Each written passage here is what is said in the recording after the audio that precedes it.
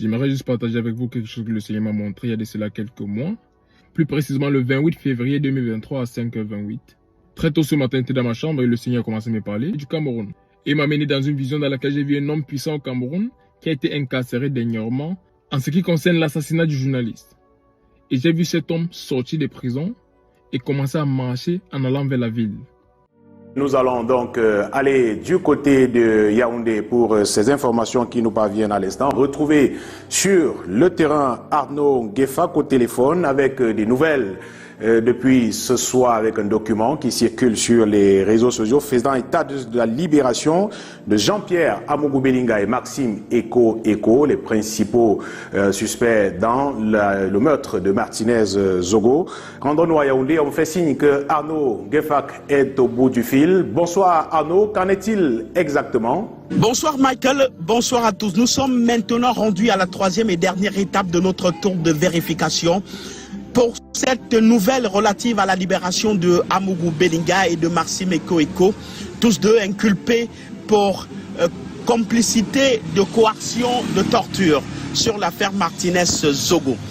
Alors nous sommes actuellement au domicile de Amougou Belinga. Il y a quelques éléments qui montrent un air de fête, c'est-à-dire qu'il y avait des dispositions déjà préparées pour quelques manifestations irrelatives. Alors nous étions au tribunal militaire. Le procès verbal de notification pour l'ordonnance au conseil, nous avons pu vérifier qu'effectivement c'est un document authentique. Parce que nous avons discuté avec des avocats qui disent effectivement avoir déchargé le document au greffe du tribunal militaire. Et le document est d'ailleurs signé du greffier d'instruction Jean-Didier Nkwa.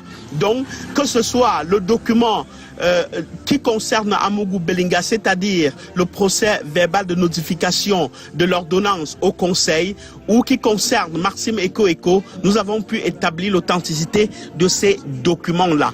Maintenant, le document fétiche qui bloquerait leur sortie de prison, c'est la levée d'écrou. Mais au niveau du tribunal militaire, tout semble déjà acté pour leur mise en liberté provisoire.